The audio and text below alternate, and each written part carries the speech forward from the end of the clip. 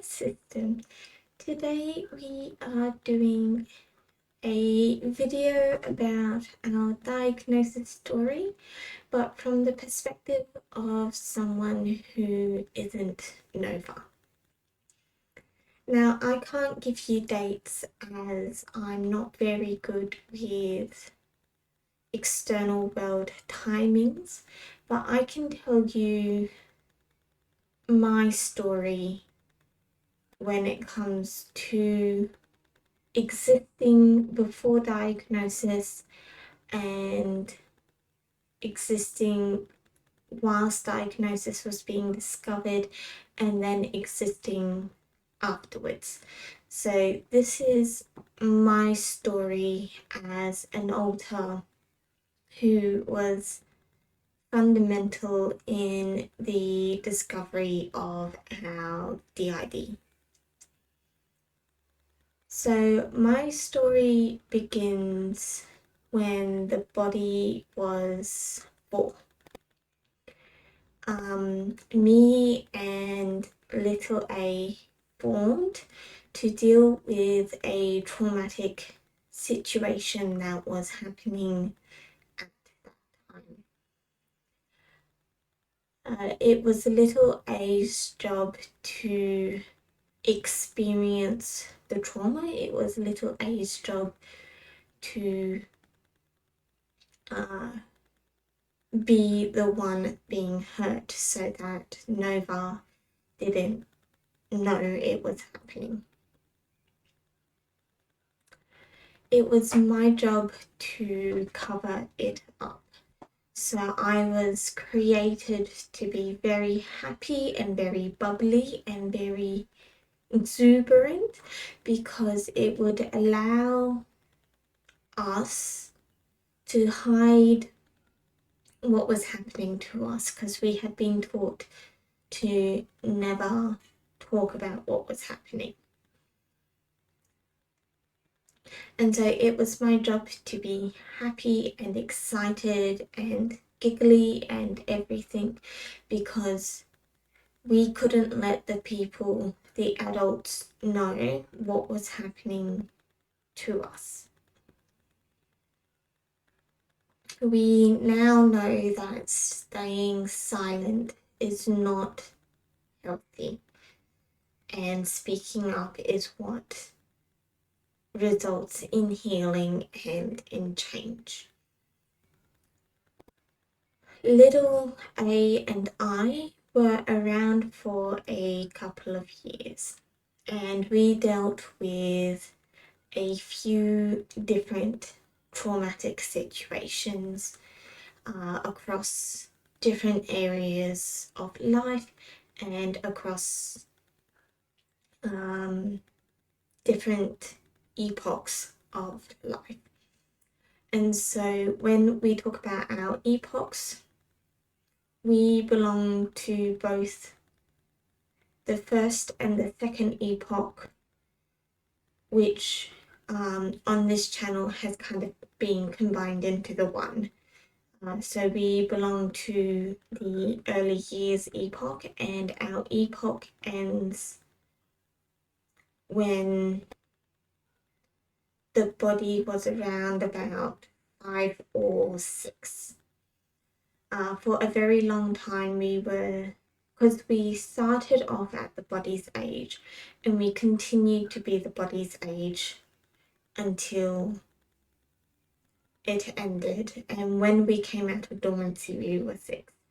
I can't remember if we were 6 when we went into dormancy or whether we were only 5. And when we went into dormancy, there was another different trauma happening. And it was decided that we would go through the system resets every single time an epoch ended. And there were different reasons as to why an epoch would end. if one significant trauma had ended, or if multiple significant traumas had ended at the same time. Things like that were what defined the end and the beginning of a new one. But what happened was that there was another trauma happening, and it was decided that to cope with it and to be safe, we needed a complete system reset. And that was when One and his team kind of started to form. And all of us who had been created in that time frame, who wasn't on the essential team or the core team, which included our host Kay and Mist and Seb, they were the only three who didn't go into dormancy.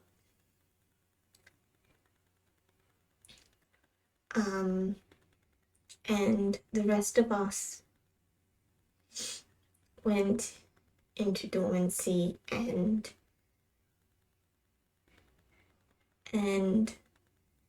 dormancy was this warm, very dark place.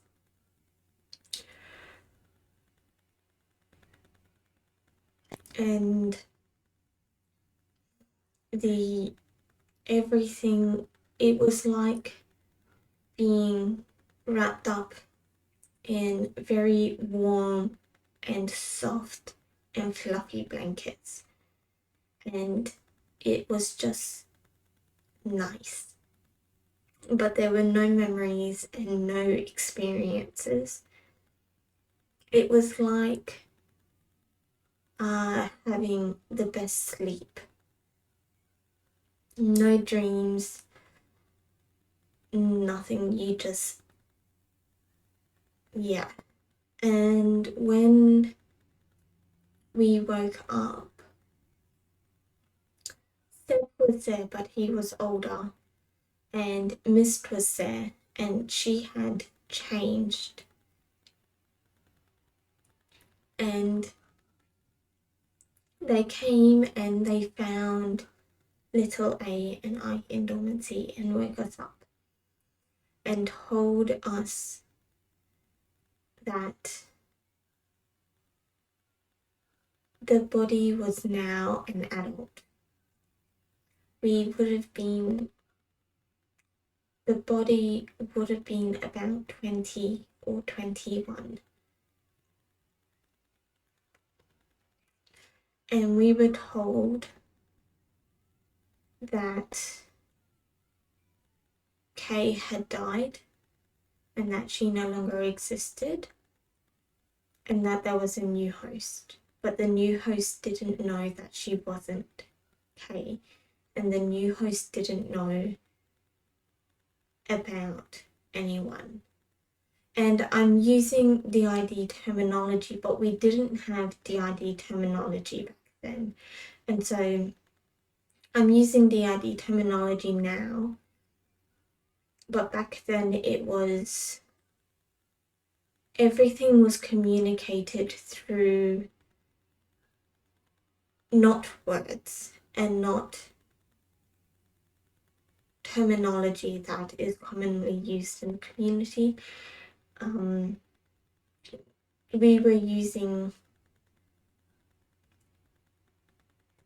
I don't know how to describe it, but communication was kind of being passed through telepathic kind of things, where information was being sent without words needing to be spoken. We were given a rough timeline of the body's life, but we weren't made aware of the other trauma that had occurred. We were told that we were the only ones, and that Seb had to remain hidden. But it was time to tell our new host, who has chosen the name Nova, it was time to tell our new host that we existed.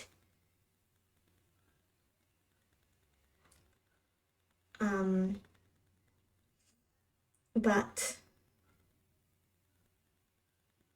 it was very confusing because we didn't understand why Kay died if the trauma had ended. But when we met Nova, it was very clear that she wasn't the one that we knew when we were kids. She was very different.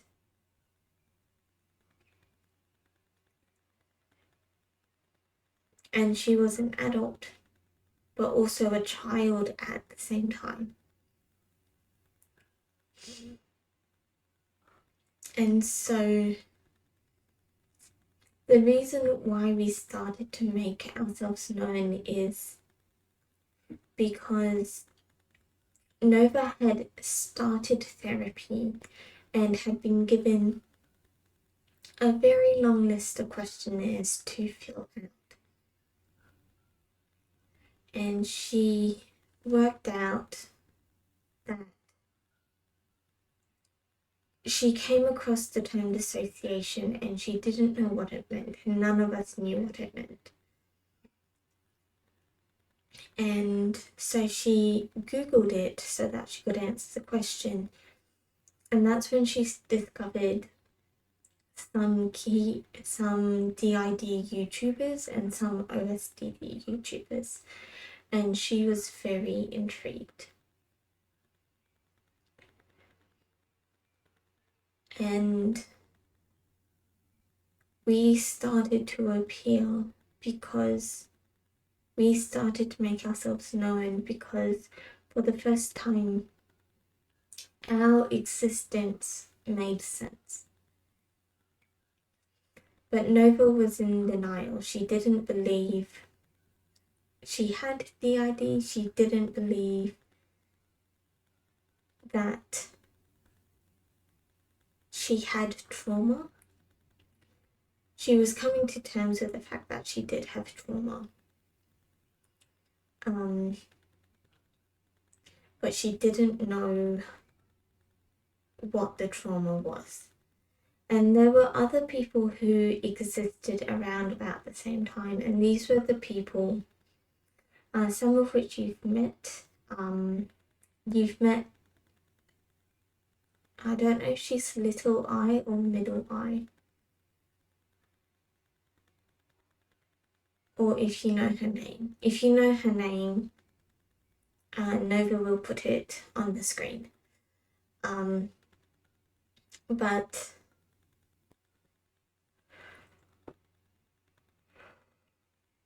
there were others from that time period and that traumatic season that were existing. But Nova couldn't know about them. She wasn't supposed to know about them because she was supposed to not be experiencing trauma. That it was impossible for her to experience trauma. And so we had to introduce her history to her in an incredibly gentle way. And so Miss Little A and I started talking to her. And we kept showing up. And we would be nearby and co-con with her. And she would feel the differences. She would feel younger, and she would feel different depending on who was close to her. And there were times when we got triggered and little A would front and have a panic attack and a flashback. And Nova would ask herself, why am I behaving like a child? And it was because little A is a child and she was the one fronting and Nova was Kokon. And when after little A would front, I would front because it is my job to make everyone happy after something bad happens. And so I would front afterwards, and it was very confusing for Nova. She wasn't aware of how much time she was losing, but she was losing time. I remember at one point she had watched a video where from someone who had DID who recommended having a whiteboard and writing a message on the whiteboard and seeing if anything came back. And so she bought a whiteboard marker and wrote on our bedroom mirror. And there were so many times I wanted to write back, but she was always too close, and so she was always aware of the fact that I was about to write back. And because she was aware that I was about to write back, she would think she was making it all up, because in her mind the only way it could exist was if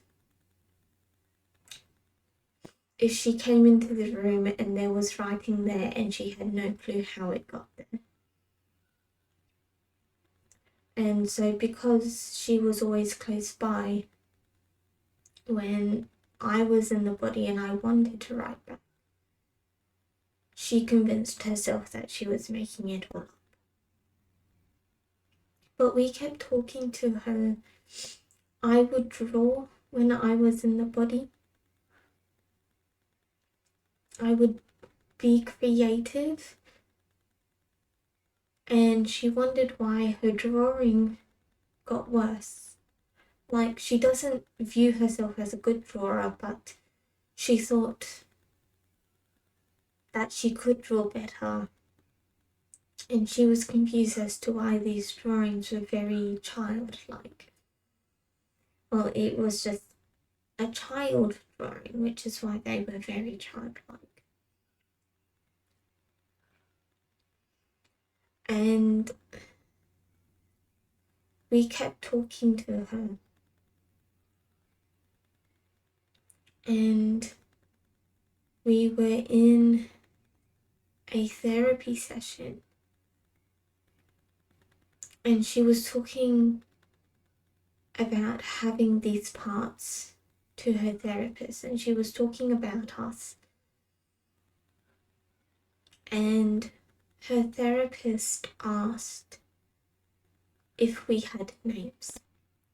And I yelled so many times, "I'm Mia. I'm Mia. I'm Mia." And she heard me, but she couldn't hear all of it. But it was the first time she heard our voices in a way that she knew that they weren't ours. There were conversations we had had with her in the past, but she thought she was just making up the different voices in her head. But this was the first time she was consciously aware of the fact that she wasn't the one creating the voice.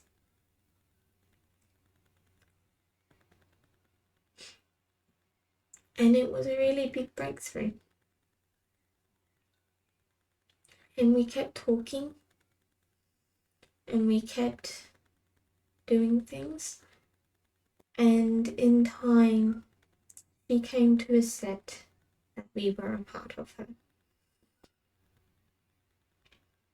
And that was when we got our informal OSDD diagnosis. And it wasn't long after that we started making videos on YouTube. And we started making videos. We started off with a private channel so that we could explain things to our friends and our family.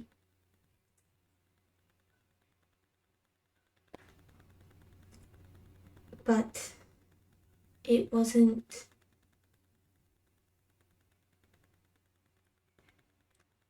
as helpful. We didn't have a good place where we could film. You know, we were filming in our bedroom. We didn't really know what we were doing. But Nova knew that she wanted to make YouTube videos, but she couldn't put her face on the internet. That putting her face on the internet would be dangerous. And so that's when she discovered VTubing, and she learned how to use programs to make these videos. And we had to save up for equipment, and we had to save up for various other things. But it meant that she could put videos on the internet that were always accessible to the people in her life, instead of them having to go through various documents and backdoors to get access to the videos. And it also meant that she could make videos for people who weren't in her family and weren't her friends. And it meant that when we film our videos, I look like me when I film. And the others look like themselves when they film. It's not just... when we look at the screen, we see us. We don't see the body, and we don't feel as much of the dysphoria that we feel when we are in the body. Because the body is big. It is an adult body. And I don't like being this tall. But we were doing trauma work, and as we were doing trauma work, more and more of us came out of dormancy from different epochs and different times and different eras of our life. And she met more and more people. And she met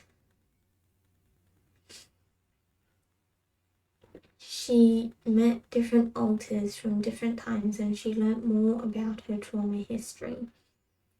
She never really uncovered what little I and I went through. But what she did find out is that when we were going through it, we told adults who should have protected us, and they told us to not be silly,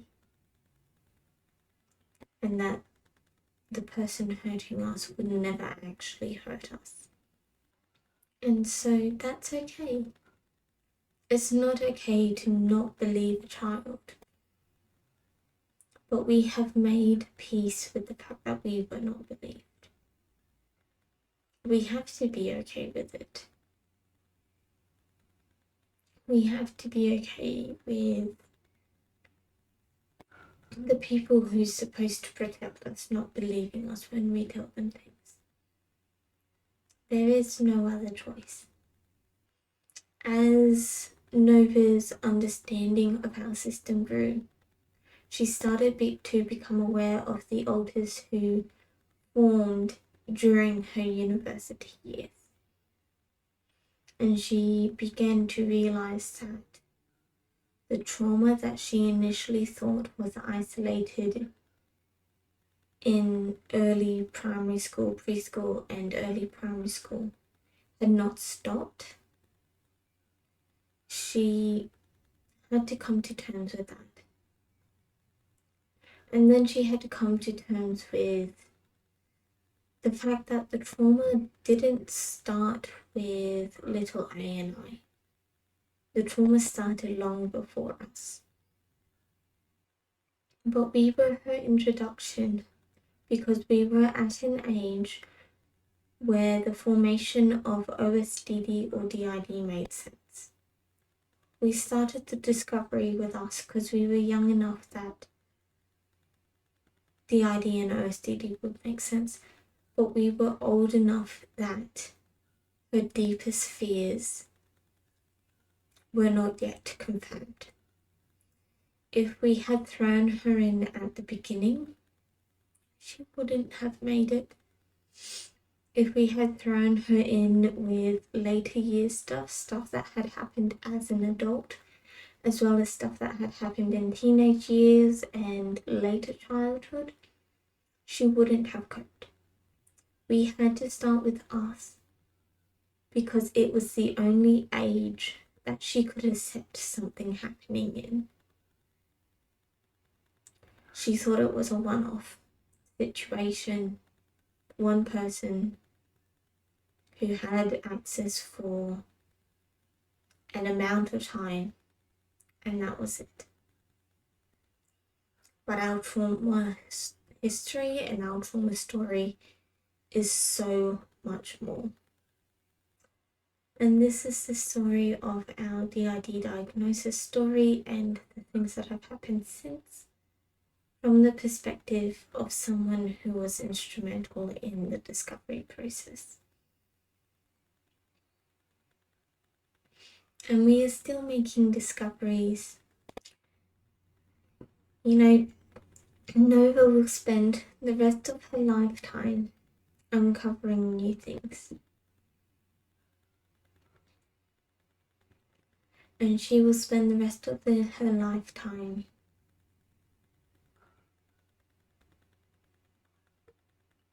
having to process the difficult things that happened to her.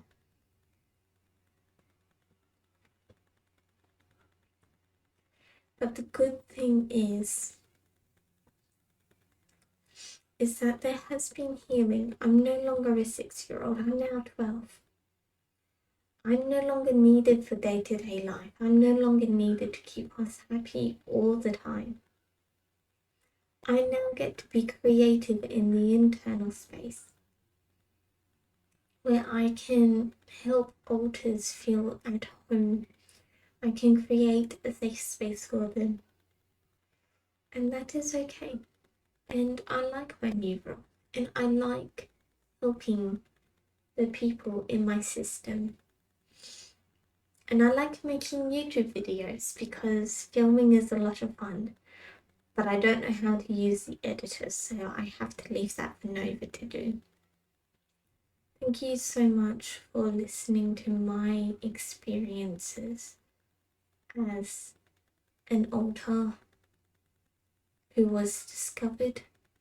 I'd like to thank you all for watching, and if this video was helpful for you, please do consider subscribing. It's what allows us to reach more people. What was your diagnosis story like? Please know you are loved by the incredible God of the universe, and we'll see you in the next video. Bye.